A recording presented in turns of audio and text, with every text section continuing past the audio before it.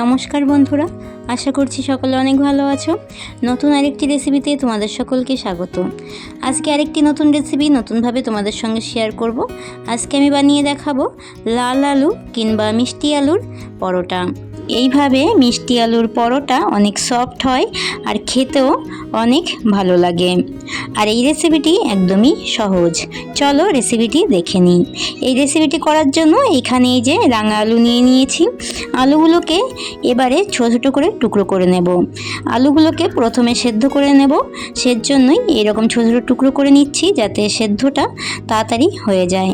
তোমরা যারা নতুন বন্ধুরা আমার চ্যানেলে প্রথম আমার ভিডিওটি দেখছো, আমার চ্যানেলটিকে সাবস্ক্রাইব করে দিয়ে পাশে থাকা বেল আইকনটি অল করে রাখার অনুরোধ রইল, যাতে আমার নিত্য নতুন রেসিপিগুলো তোমরাই প্রথমে দেখতে পাও। আলুগুলোকে কাটার আগে জল দিয়ে ভালো করে ধুয়ে নিয়েছিলাম। এবারে কেটে অল্প লবণ দিয়ে আলুগুলোকে সেদ্ধ করে নেব। এই আলুগুলো সেদ্ধ করতে বেশি একটা টাইম লাগে না। গ্যাসের আঁচটা লো ফ্লেমে করে দিয়ে 4 মিনিট মতো জাল করে নিলেই আলুগুলো সেদ্ধ হয়ে যায়। সেদ্ধ করা আলুগুলোর থেকে জলটা ঝরিয়ে নিয়েছি। এবারে আলুগুলোকে ঠান্ডা করে নিয়ে আলুটার উপরের খোসাটা ছাড়িয়ে নেব।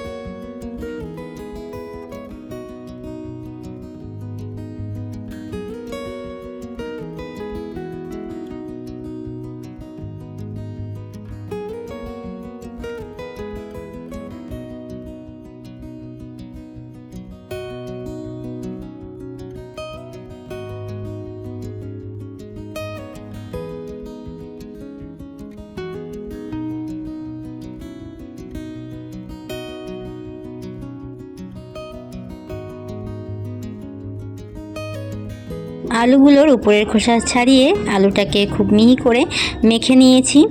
এবারে পরোটার জন্য দিয়ে দিচ্ছি ময়দা, দিয়ে দিলাম 1 চামচ মতো সাদা তেল, দিয়ে দিচ্ছি স্বাদ মতো লবণ।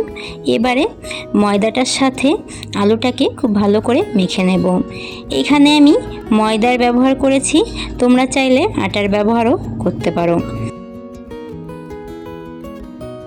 পরোটার জন্য ময়দার ডোটা একটু নরম হয়েছে, আর একটুখানি ময়দা দিয়ে দেব। ময়দা দিয়ে পরোটার জন্য সুন্দর একটি ডো করে নেব। মিষ্টি আলুর পরোটা করার সময় ময়দার ডোটা একটু শক্ত করে মাখলেও কোনো অসুবিধা হয় না, একটুখানি রেখে দিলেই পরে আবার নরম হয়ে যায়।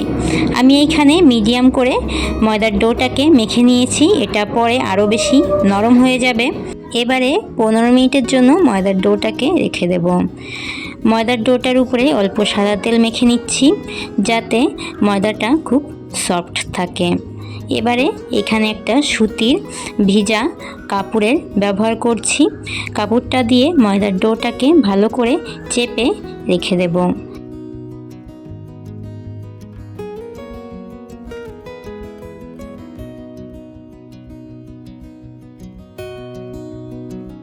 পনেরো মিনিট পর চলে এসেছি। এই দেখো ময়দার ডোটা যেমনভাবে মেখে রেখে দিয়েছিলাম ঠিক তেমনভাবেই রয়েছে, আরও অনেক নরম হয়ে গেছে। আর একটু মেখে নিয়ে এবারে পরোটার জন্য লেচিগুলোকে করে নেব। ডোগুলো নরম আছে, তবুও আমি ময়দা দিয়ে আর মেখে নেব না, কেননা আমি এটাকে ময়দা দিয়েই বেলে নেব।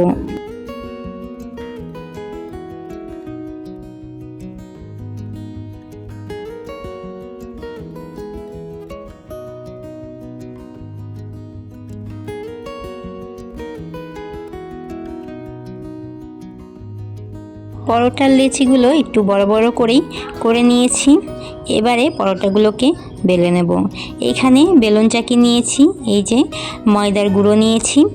এবারে লেচিগুলোকে ময়দাটার সাথে ভালো করে মেখে নিয়ে বেলে নেব।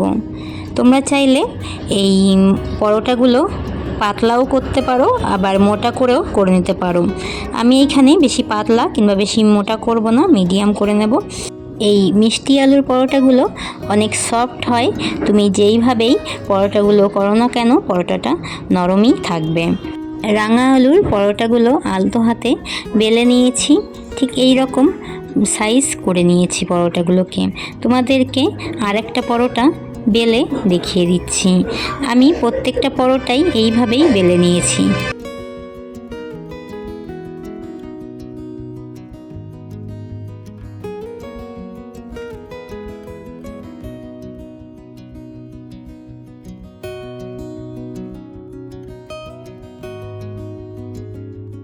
এবারে পরোটাগুলো ভেজে নেব। পরোটাগুলো ভেজে নেওয়ার জন্য চাটুটাকে প্রথমে ভালো করেই গরম করে নিয়েছি। রুটিটাকে প্রথমে হালকা ছেঁকে নিয়ে তারপরে তেলটা ব্যবহার করব। এইভাবে পরোটাগুলো ভেজে নিলে তেলটাও কম লাগে, পরোটাগুলো খেতেও অনেক ভালো লাগে।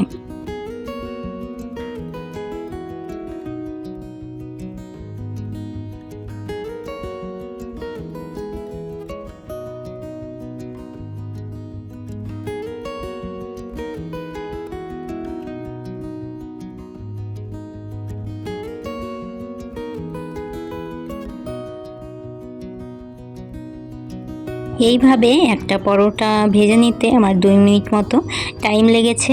পরোটাগুলো ভাজার সময় গ্যাসের আঁচটা লো ফ্লেমে করে দিয়েই পরোটাগুলো ভেজে নেবে, তাহলে পরোটাগুলো খুব সুন্দর ভাজা হবে। এইভাবে প্রত্যেকটা পরোটা আমি ভেজে নেব। তোমাদেরকে আরেকটা পরোটা ভেজে দেখিয়ে দিচ্ছি।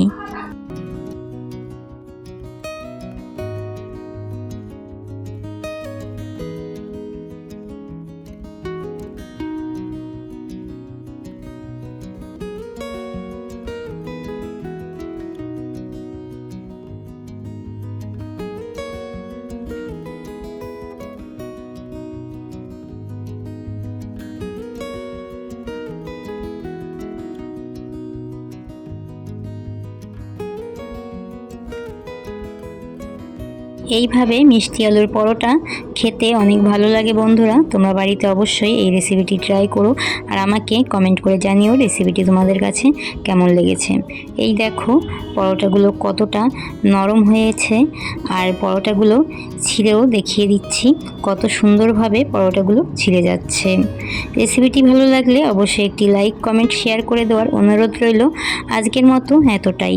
আবারও দেখা হবে নতুন আরেকটি রেসিপির সাথে আগামী দিন। তোমরা সকলে অনেক অনেক ভালো থাকবে। সকলকে টাটা।